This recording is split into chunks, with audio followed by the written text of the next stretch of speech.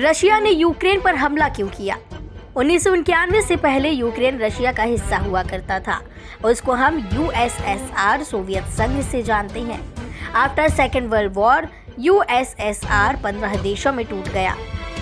1991 से 2013 तक सब सही था। 2014 से पहले रशिया और यूक्रेन के संबंध बहुत अच्छे थे, क्योंकि यूक्रेन में जो सरकार थी वो रशिया की कठपुतली सरकार थी। यूएस यूरोप में कोई भी ऐसा देश नहीं था जो यूक्रेन को इन्फ्लुएंस कर सके। यूक्रेन में आधे से ज़्यादा आबादी प्रो रशियन है, जो यूएस और यूरोप को सपोर्ट करते हैं। 2014 से पहले जो प्रेसिडेंट थे विक्टर, जिनको यूरोपियन यूनियन की मीटिंग में बुलाया गया, वहां उनको यूरोपियन यूनियन ने फ्री ट्रेड एग्रीमेंट ऑफर किया, बट वो उसको मना करके आ गए। उसके बाद विक्टर के खिलाफ प्रोटेस्ट शुरू हो गया और उनको देश छोड़कर भागना पड़ा। उसके बाद पॉलिटिशियन का झुकाव यूरोप की तरफ हो गया और यूक्रेन ने फ्री ट्रेड एग्रीमेंट को भी मना कर दिया, तो उनके रिश्ते और खराब हो गए। रशिया ने क्रीमिया में मिलिट्री भेजकर रेफरेंडम कराया और बाद में उसको रशिया का पार्ट घोषित कर दिया।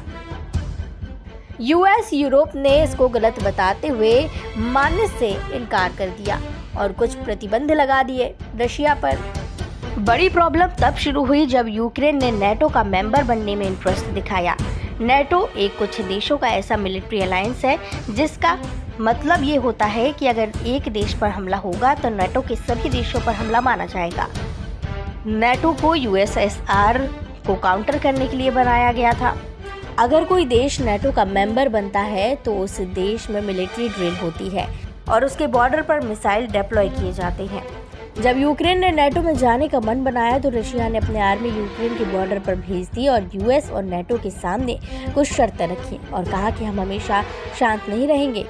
रशिया की शर्तें थीं, यूक्रेन नेटो का मेंबर नहीं बनेगा, यूएस नेटो यूरोप से न्यूक्लियर वेपन का विश्राम करेगा, नेटो फोर्सेस को बाल्टिक देशों से हटा देगा, तो हम कभी यूक्रेन पर अटैक नहीं करेंगे। यूएस और नेटो के मना करने पर रशिया ने यूक्रेन पर अटैक कर दिया। जो भी आज यूक्रेन में हो रहा है उसका जिम्मेदार यूएस है, जिसमें यूक्रेन को उकसा कर ये सब होने दिया। इसमें यूएस का तो बेनिफिट है, वो सोचता है कि इससे रशिया की पावर कम होगी। यूएस की हिस्ट्री देखें तो उसने हमेशा ऐसा ही किया है। अगर उसको किसी की कोई परवाह होती तो अफगानिस्तान छोड़कर भाग नहीं जाता। भारत के व्यू से देखें तो रशिया इंडिया का सपोर्ट अच्छा दोस्त की तरह करता है, तो इंडिया भी कभी रशिया के खिलाफ नहीं जाएगा। बस बातें होती रहेंगी बट कभी अगेंस्ट नहीं होगा।